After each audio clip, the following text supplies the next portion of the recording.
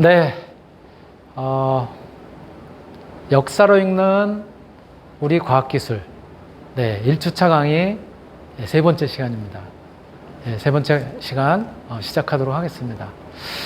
우리가 1교시, 2교시에 1교시에는 최근에 벌어졌었던 여러 가지 일들을 통해서 그것을 극복하는 과정에서 K-팝이 우리의 국격, 실추돼가는 국격을 갖다 살렸다라고 하는 말씀을 드렸고, K-팝과 더불어 한류들이 어떻게 진행이 되고 또 세계 속의 한류가 어떻게 우리의 문화를 갖다가 알리고 했는지에 대한 그런 과정들을 갖다 이제 살펴봤고요. 그리고 조금 전에는 바로 그 과정 속에서 나타난 또 우리의 어떤 DNA, 한류의 DNA 이런 부분들도 살펴봤고, 이제는 한류가 단순한 우리만의 그런 어떤 문화가 아니라 세계 속에 퍼져나가는 그런 이제 문화로서 자리 잡아가고 있다라고 하는 이야기를 말씀을 드렸습니다. 그리고 이 문화 속에는 우리 한민족의 DNA가 담겨 있고요. 그 DNA는 또 그동안 지속되어 온 역사 속에서 찬란한 문화유산으로 오늘에 이어지고 있다. 그래서 우리의 아주 찬란한 우수한 세계 속의 문화유산으로서 한글을 비롯해가지고 불국사라든가 석굴암이라든가 다양한 그런 것들을 갖다 한번 여러분들하고 이야기를 해봤는데요. 바로 이제 얘들을 하나씩 사진으로 한번 살펴보도록 하겠습니다. 예, 그 첫 번째가 바로 지금 보시는 요게 훈민정음이죠. 세종대왕께서 직접 이 한글을 창제했다라고 이야기를 하고 있고요. 불과 다음 이제 한 달 정도 남았지만은 한 달 후에는 우리가 자랑스러운 한글을 만든 한글날이죠. 그렇죠? 예. 바로 이 한글은 그래서 세종어제 훈민정음이라고, 세종께서 직접 만든 훈민정음이다. 훈민, 백성을 가르치는 바른 그런 소리다라고 하는 이제 그런 의미를 갖다 가지고 있죠. 그래서 나란 말씀이 균기게 달아 문자와 서로 사마띠 아니할세 이렇게 나가죠. 그쵸? 이게 뭔 얘기예요? 나란 말씀이 나라에서 쓰는 말이 중국과는 다르기 때문에 다르고, 또 문자와 서로 사마띠 아니할세, 문자하고 잘 맞지를 않는다는 거, 우리가 쓰는 말이. 그래서 그거를 갖다가 글자로 표현하도록 하기 위해서 이러한 이런 전차로 이런 이유로 인해서 어린 백성, 여기서 어린 백성이라는 건 뭐냐면은 굉장히 힘들어하는 그런 이제 국민들을 위해서 자기가 할 바를 갖다가 하기 위해서 그렇게 이제 만들었다. 그래서 이제 28자를 갖다가 이제 맹간원이 이렇게 이제 쭉 나오죠. 이렇게 훈민정음을 만들게 된 계기를 갖다가 이제 써놓은 그런 글인 것이죠. 예, 요게 이제 훈민정음이고요. 그쵸? 우리 한글이 담겨 있는 훈민정음입니다. 예. 그리고 요게 직지심체요절이라고 얘기를 하는데요. 정확한 표현으로는 직지심경이라고도 얘기하죠. 불교 경전 중에 하나인데 이렇게 인쇄가 되어 있는 거죠. 예. 바로 이것이 금속 활자로 찍은 거예요. 교수님 금속 활자로 찍었는지 그걸 어떻게 알아요? 여러분들 혹시 중고등학교 때 판화 이렇게 무나 지우개 같은데 새겨가지고 찍어본 적 있나요? 그런데 이게 구분이 안 될 것 같은데요. 무에 새겨가지고 찍었을 때하고, 고무에 찍어서 새겼을 때하고, 새겨서 찍었을 때하고, 나무에 새겨서 찍었을 때하고, 찍은 그거를 갖다 보면은 금방 구분을 할 수가 있어요. 그러한 예로 널리 지금 우리가 알고 있는 게 뭐냐면은요, 여러분들 판화예요. 아주 유명한 그 예술가들, 미술 작가들이 이제 판화 기법으로 작품을 만드는데요. 그것도 목판화가 다르고요, 석판화가 다르고, 그 다음에 소위 얘기하는 실크 스크린이 달라요. 찍어놓은 것만 보더라도 전문가들은 딱 보면 요게 약간 느낌이 거실거실 그러면 이건 목파나. 그거보다는 조금 부드러운 느낌 그럼 석파나. 그리고 매끈매끈한 느낌이 들면 뭐 실크. 이런 식으로 알 수 있듯이 전문가들은 의해서 금방 구분할 수 있는 거예요. 이것이 금속활자라고 하는 것은 왜? 그때 당시는 돌에다 새기지는 않았을 테고, 그쵸? 예. 그리고 나무나 금속을 갖다 이제 많이 썼는데요. 나무 같은 경우는 그 면 자체가 매끈하지 않거든요. 예. 오래 달아서 둥글둥글한 거하고 또 달라져요. 예. 그래서 금속활자예요. 근데 안타깝게도 뭐라고요? 이 금속활자로 찍은 이 직지심경은 우리나라에 있다 없다? 없습니다. 없어요. 어디에 있어요? 프랑스에 있어요. 프랑스 루브르 박물관에 있습니다. 왜? 병인양요 때 걔네들이 약탈해 갔어요. 지네들이 이겼다고 그때 강화도에 있는 서고에서 강화도의 서고 규장각에 있었던 걸 갖다가 다 가지고 갔어요. 그래서 아직도 약탈했음에도 불구하고 돌려받고 있지는 못합니다. 그런데 그 도서관에서 근무하는 한국인 출신의 박사께서 이거를 발견하고 우리나라에 알리게 됩니다. 그래서 우리나라에 딱 한 번 그 조선시대 이제 그러니까 의궤라고 얘기하는데요. 예. 그 이제 궁중에서 벌어진 행사 뭐 이런 것들을 갖다 이제 그림으로 그려놓은 예. 그 의궤 한 권을 갖다가 임대 형식으로 딱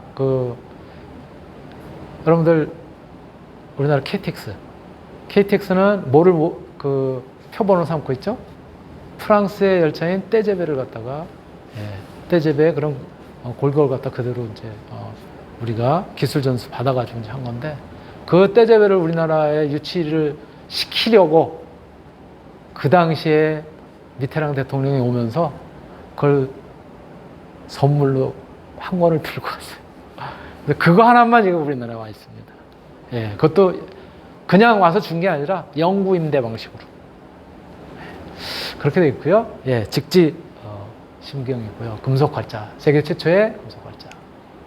그리고 여러분들이 잘 아시는 석굴암입니다. 예, 석굴암 본전을 갖다 이제 사진 찍어 놓은 건데요. 이거는 이 석굴은 뭐라고요? 인조 석굴이다. 예, 돌로 되어 있는 그 바위를 갖다 파서 만든 것이 아니다. 그래서 이게 일제 강점기 때 발견이 됐는데요.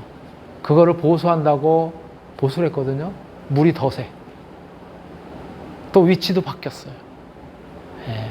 그래서 굉장히 우리 선조들의 지혜를 갖다가 볼 수 있는 굉장히 과학적으로 만들어진 그리고 실질적으로 최신의 과학기술로 분석을 해봤더니 습기도 안 차고 그 습기가 이 뒤쪽에 지금 이 인조 석굴 뒤쪽에 바위라든가 바위 속의 공간이라든가 또 공기의 흐름이라든가 이런 것들을 통해서 습기가 안 차도록 그렇게 만들어 놓은 굉장히 과학적인 그런 이제 석굴이라는 거죠.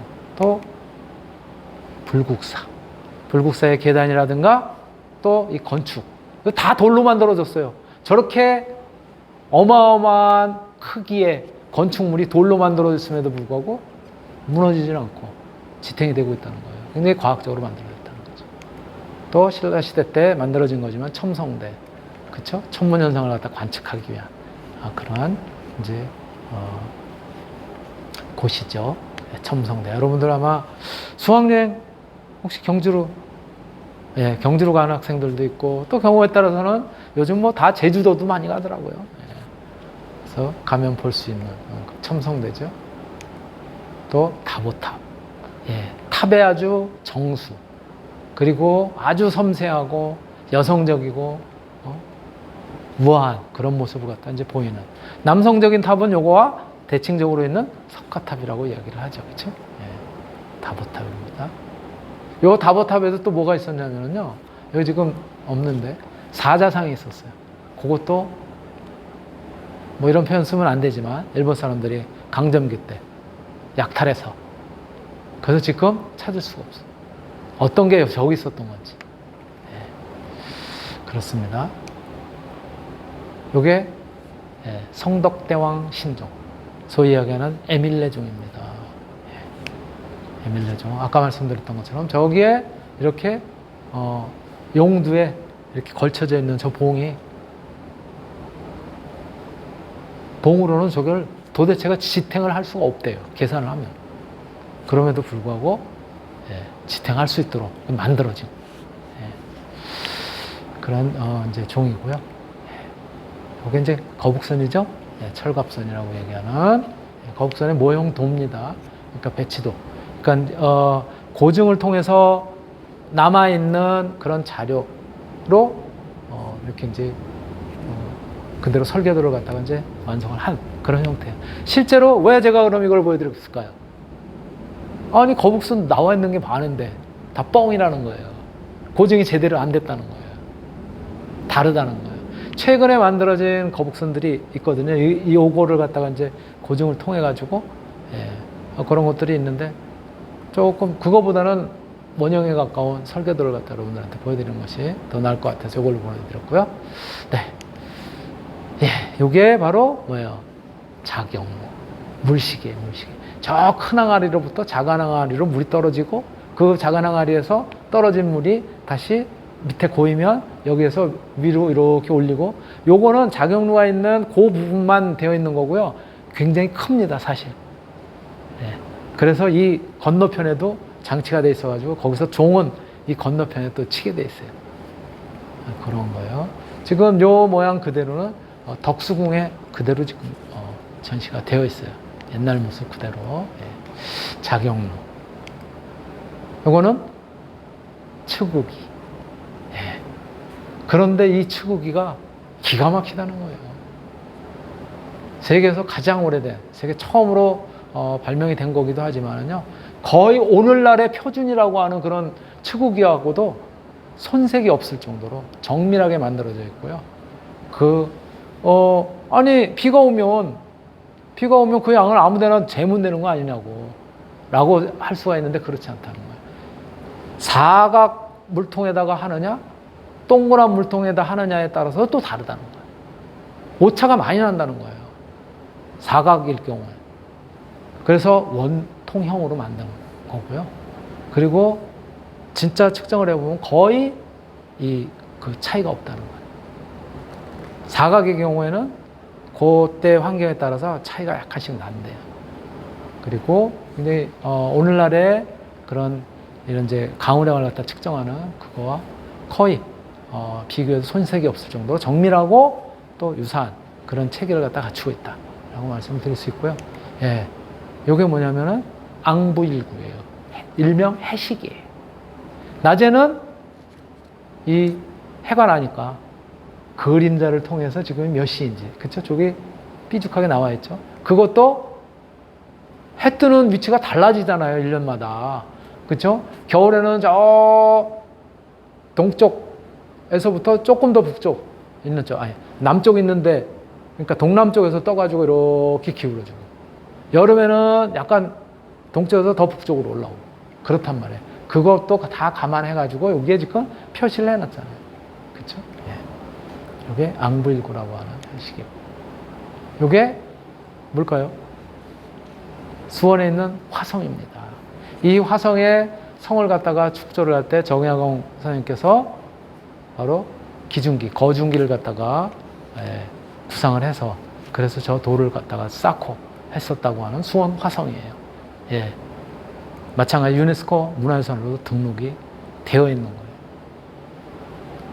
또 다음은 이게 대장경입니다. 팔만대장경과 더불어서 장경각의 모습을 갖다 나타낸 거예요. 엉성한데 뭐 별로 한 것도 없는 것 같은데 그렇게 공기의 흐름이라든가 습기라든가 또는 외부로부터의 어떤 온도라든가 이런 것들에도 변함없이 1000년 이상을 갖다 지탱하도록 그렇게 만들어 놓은 것이 이게 고려청자입니다. 고려청자. 이 고려청자의 비치색 재현하기가 그렇게 어렵다고 하죠. 이 오묘한 비치색을 우리 조상들은 벌써 굉장히 그 경험과 어떤 과학적인 그런 기술을 바탕으로 해서 천여 년 전에, 그쵸? 고려시대 때 이렇게 만들어놨다는 거죠. 그리고 저게 흰색은 저게 뭔지 아세요, 혹시? 전 칠을 한 게 아니에요. 뭘까요? 투각이라고 해요. 상감이라고 이야기를 하고요. 구멍이 뻥뻥 뚫린 거는 이런 것들은 투각이라고 얘기를 해요. 만들고 나서 팝니다, 다시. 칼로. 판 데다가 요 고려청자의 흙과는 다른 백자 흙을 갖다 넣어요. 그럼 고기만 하얀 거예요, 이렇게. 그렇게 해서 그거를 또 무늬를 만들었어요. 어마어마한 기술이죠, 그렇죠? 예. 고려청자. 이건 뭐죠? 예, 지도 봐서 알듯이 김정호 선생의 대동여 지도입니다. 직접 우리나라 전국을 갖다가 걸어다니면서 지도를 만들었죠. 그렇죠? 백두산을 7번씩이나 올라갔다 내려왔다고 합니다.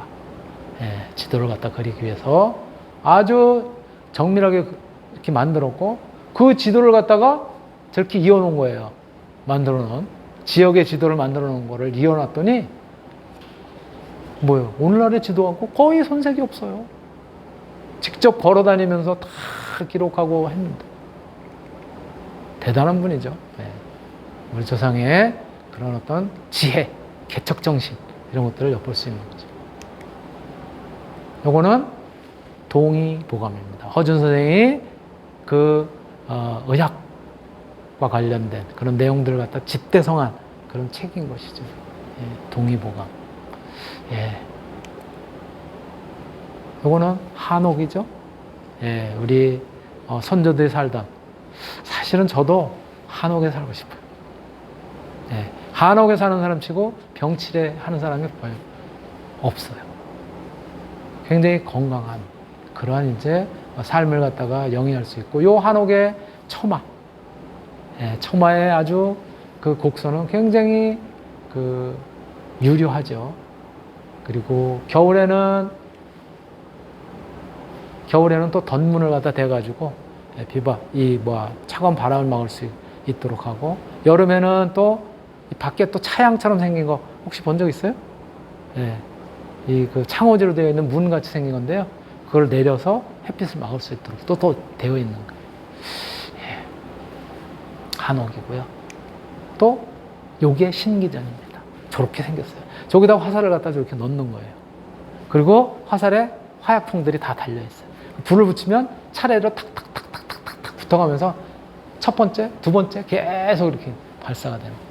한 방에 여기 지금 저거 같은 경우는 몇 개가 꽂히나요? 적어도 4, 50발씩 꽂히는 거예요. 그러니까 뭐 한번 쏘고 말고가 아니라 그렇게 되어 있고, 이게 이제 조선 왕조 실록입니다. 네, 조선 왕조 실록. 태백산 사고에, 오대산 사고에 그대로 손실이 없이 보관됐었던 바로 그 왕조 실록이에요. 그래서 광해군 일기, 그쵸? 선조, 그쵸? 다 나오잖아요. 명종, 그 실록들이 기록이 되어 있어요. 그 중에 대표적인 것만 뽑은 거예요, 지금. 예. 저거 한 권이 아니라 굉장히 많아요. 이게 포석정이죠. 예, 신라시대 때 물의 흐름이 자연스럽게 물이 들어와서 빠져나가도록 되어 있고, 요런데 요 끝에 앉아 있는 거예요, 선비들이. 그러면 여기 와서 소용돌이에서 여기서 잔이 이렇게 뱅글뱅글 돌면은 잔을 딱 또 들어서 한 잔 마시고 또 다음 주고 그렇게 했다는 거예요. 포석정. 요게 고인돌입니다. 이렇게 커다란 돌을 그 당시에 어떻게 저렇게 가지런히 고일 수 있었는지. 이게 우리 문화의, 그쵸? 우리 식문화를 갖다 대표하는 김치죠. 배추김치부터 시작해서 깍두기, 물김치, 여러 가지 그런 이제 김치들이 나타나 있고요. 예, 바로 이러한 역사 속에 나타나는 찬란한 우리의 문화유산, 이런 것들로부터 우리는 거기에 어떠한 과학기술들이 숨어 있는지를 갖다 이제 이 시간을 통해서 같이 한번 살펴보게 될 텐데요. 역사로 배우는 우리 과학기술, 역사로 읽는 우리 과학기술. 교육의 배경은 우리의 문화는 전 세계적으로도 다양한 분야에서 지금 한류의 열풍과 더불어서 많은 국가로부터 사랑받고 있지. 그렇죠? 또 특히 우리 한글은 창제 동기와 만들게 된 동기와 함께 그 과학적인 우수성으로 인해서 유네스코 세계 문화유산으로도 등재가 되어 있고 이 문자 또 언어와 관련된 그런 그 학자로부터 아주 최고의 그런 이제 발명품이다라고 이야기를 하고 있습니다. 또 이거 이외에도 다양한 우리 문화에 대한 관심이 세계적으로도 한류와 더불어서 집중이 되고 있습니다. 그러한 배경에서 우리 요 강좌에서는 우리 선조들이 살아온 역사가 어떻게 전개되어 왔고 또 오늘날 찬란한 문화유산으로 남게 되었는지를 살펴보고요.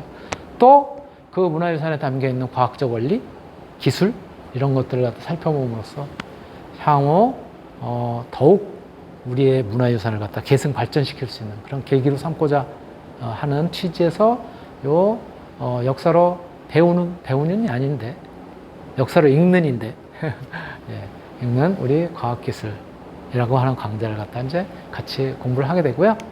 예, 강의 목표는 우리 선조들이 살아온 역사 속에 남겨진 찬란한 그러한 이제 문화유산 이것을 살펴보고 그 문화유산 속에 담겨 있는 선조들의 지혜를 배우는 계기로 하는 것이 하나의 목표고요. 두 번째로는 이들 문화유산 속에 담겨져 있는 과학적 원리, 기술 이런 것들을 살펴보고서 그 문화유산을 통해서 앞으로 우리의 그런 유산들을 갖다 더욱 우리의 문화를 더욱 계승 발전시킬 수 있는 그런 밑거름으로 만들고자 하는 거죠. 또 그리고 이러한 이제 앞에서도 이야기했었던 우리 노마드 DNA를 통해서 위기를 극복하고 어려움을 갖다 극복을 하고 또 개척 정신을 가지고 새로운 문화를 창조하는 그러한 계기로 삼고자 하는 것이죠. 예, 각 주차별로 우리가 공부하게 될 거는 내용을 갖다 메모를 해봤습니다. 오늘 1주차는 강의 계획을 이제 이야기를 하는 거고요. 전반적인 내용. 2주차, 다음 주에는 인쇄술과 역사에 대한 이야기. 3주차에는 목판과 금속활자, 4주차에 석굴암과 불국사. 아까 나왔었던 거를 전부 담을 수가 없어요. 그걸 담으려면 그 20개도 넘으니까 20주가 이상이 필요한 거예요. 그래서 그 중에 일부만 5주차에는 한옥과 수원화서, 6주차 세종임금과 과학기술, 7주차에 치국이, 앙부일구 뭐 이런 거. 그리고 이제 8주차는 중간고사죠. 예. 중간고사는 그냥 온라인으로 시험 볼게요. 굳이 뭐 학교에서 뭐 꼭 봐야 되는 건 아니니까 온라인으로 보겠습니다. 온라인이지만 실시간으로 보겠습니다. 예. 자, 9주차는 임진왜란과 이순신 장군에 대한 이야기. 10주차는 아까 말씀드렸었던 로켓, 오늘날의 로켓인 신기전. 그 다음에 오늘날의 폭탄. 네. 이제 폭탄인 비격진 천례. 그리고 거북선. 이런 이제 무기에 대한 이야기를 같이 이제 해볼 테고요. 11주차 의학과 동의보감, 12주차 대동여지도 지리학, 13주차에는 성덕대왕 신종의 어떤 과학기술이 담겨있는, 그리고 14주차에는 고려청자 비치세계 비밀에 대한 이야기를 같이 해보도록 하겠습니다. 예, 그리고 15주차가 기말고사 이렇게 이제 진행을 하게 될 거고요. 참고문헌은 우리 물리 관련, 과학기술 관련 이런 쪽 강의도 하고 계시는 박영환 교수님, 우리 대학의 박영환 교수님 외에 몇 분이 같이 지으신 역사로 읽는 우리 과학기술이라고 하는 요 책, 또 과학사랑에서 나온 역사로 읽는 우리 과학, 문중양 박사의 우리 역사과학기행, 스코 박사의 과학으로 읽는 역사 유물 탐험기, 우리 과학의 수수께끼, 또 우리 과학사의 이야기, 우리 역사 및 문화유산 관련해 저런 교과서 이해, 서적 이해에도 우리 역사 및 문화유산 관련해 아까도 잠깐 보셨지만 유튜브 동영상들, 또 신문이나 방송 등 각종 그런 이제 보도 자료들, 또 논문이나 세미나 발표 자료 이런 것들 참고해서 여러분들하고 같이 우리 요 강좌를 통해서 공부를 해볼까 합니다. 예, 공지사항으로는 수업 자료는 뭐 제가 단톡방에도 올렸지만은 구글 클래스룸에도 올리고요, LMS에도 올립니다. PDF 파일로 업로드 하니까요. 참고하시면 될 것 같고. 과제를 제가 부과를 할 때는 구글 클래스룸, LMS에 동시에 파일로 제출을 해주세요. 요거는, 여러분들 제출했음에도 불구하고 경우에 따라서는 저한테 전달이 안 되는 경우가 왕왕 있으니까 교수님 냈는데요가 아니라 두 군데 다 하면은 제가 두 개 다 크로스 체킹을 하니까 그것을 통해서 그래서 이제 확인을 할 테고요. 평가는 중간 기말고사 그리고 출석 과제 등을 갖다가 통해서 평가를 하게 될 테고요. 예, 출석은 20%, 중간 기말 30%씩, 그 다음에 과제 그리고 기타 포함해서 20%. 예. 그러니까 사정상 결석이 있을 때 이럴 때 미리 저한테 얘기를 하면, 예, 모바일 폰을 통해서 미리 얘기를 하면 참고하겠습니다. 예. 이메일 주소 적혀 있고요. 연구실은 교문 들어오면서, 예, 우리 본교 교문 들어오면서 바로 오른쪽에 있는 연주황색 벽돌이 뷰티관 건물인데요. 거기 3층이 제 연구실이고요. 310호예요. 연락처, 예, 있고요. 그 다음에 제 핸드폰, 모바일 폰, 예, 적어놨으니까 여러분들이 상의를 하거나 또는 문의사항 이런 것들이 있을 때 저한테 연락을 주시면 될 것 같습니다. 네, 대략 오늘 여러분들하고 같이 나눌 내용은 이런 정도이고요. 그리고 다음 주에는, 예, 다음 주 강의는, 예, 역사를 읽는 우리 과학기술, 여기는 제목을 제대로 표현했네. 예, 2강 인쇄술과 역사에 대한 이야기를 같이 여러분들하고 살펴보도록 하겠습니다. 오늘 준비한 내용은 여기까지요. 예, 여기까지고요. 오늘 첫 시간인데 또 긴 시간, 예, 같이 여러분들이 잘 들어주셔서 감사드리고요. 오늘 강의 이걸로 모두 마치도록 하겠습니다. 네.